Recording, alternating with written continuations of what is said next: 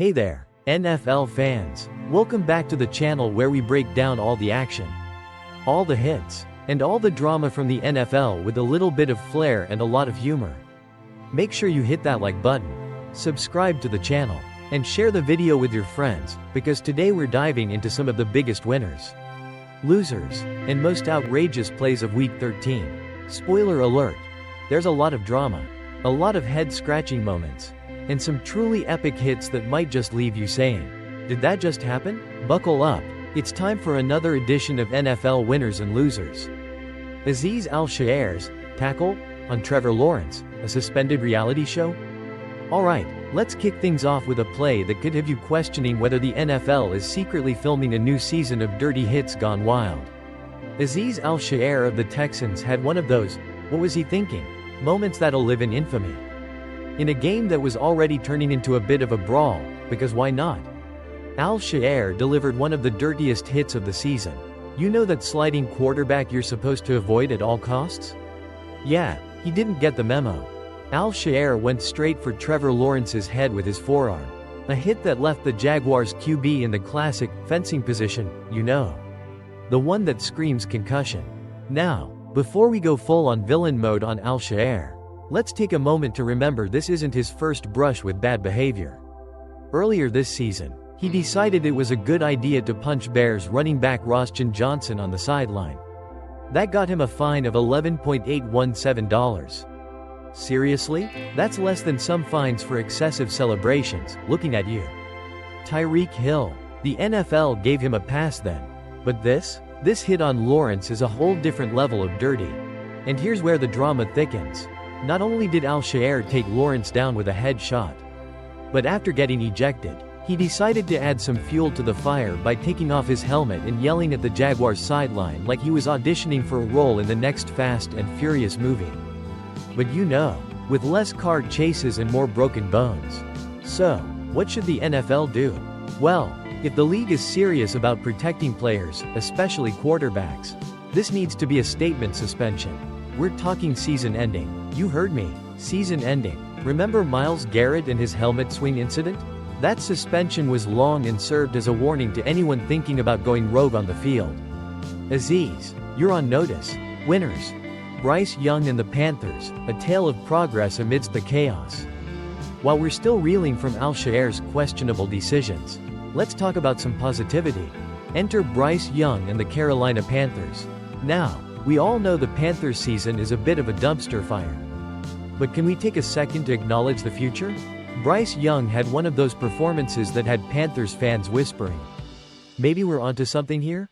Even though the Panthers lost to the Buccaneers in overtime, thanks to a fumble by Chuba Hubbard, Young showed real growth. He threw a beautiful 25-yard touchdown pass to Adam Thielen to put Carolina ahead.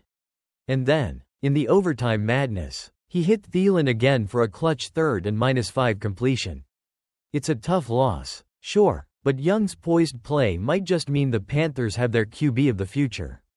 At least, let's hope that's true for their sake. Because otherwise, it's back to the QB roulette wheel. The Vikings are quietly doing Viking things, 10-2 and counting. Now, let's talk about the Minnesota Vikings. You know, the team everyone forgot about because the Detroit Lions were busy dominating the NFC North. But hold your horses, folks. The Vikings are quietly racking up wins. And they just grabbed a huge comeback victory over the Arizona Cardinals. Trailing 19-6, Sam Darnold showed up, yes, that's Sam Darnold, and led the Vikings to a 23-22 win with a clutch touchdown pass to Aaron Jones. The Vikings are now 10-2 and just one game behind the Lions in the NFC North. Keep your eye on this team, they're making a late push. Jayden Daniels, Offensive Rookie of the Year? Back on track. If you've been living under a rock, you might have missed Jayden Daniels' comeback performance on Sunday. After a rough patch in the middle of the season, Daniels delivered a solid game against the Tennessee Titans. The Commanders dominated 42-19. And Daniels threw for 206 yards, 3 touchdowns, and even rushed for 1. Plus, his Commanders finally got back on track for a playoff push. Now that's how you make a statement. Anthony Richardson's clutch moment. The Colts keep dreaming. Speaking of making statements, Anthony Richardson and the Indianapolis Colts were involved in one of the most dramatic finishes of the week. Trailing 24-17 to the Patriots, Richardson led his team on a 19-play drive for the win. With 12 seconds left, he hit Alec Pierce for a touchdown on 4th down, then powered in a 2-point conversion for the lead. The Colts won 25-24, and Richardson's clutch performance should silence any doubters about his development. Who said quarterbacks can't learn from their mistakes? Seahawks, the NFC West's quiet contender. Finally, let's give some love to the Seattle Seahawks. They were looking a little shaky against the New York Jets, but they found their groove and rallied for a 26-21 victory.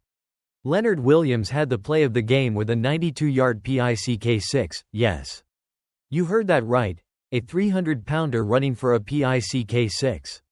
With the win, Seattle stays in first place in the NFC West, and their chances of winning the division are looking better than ever.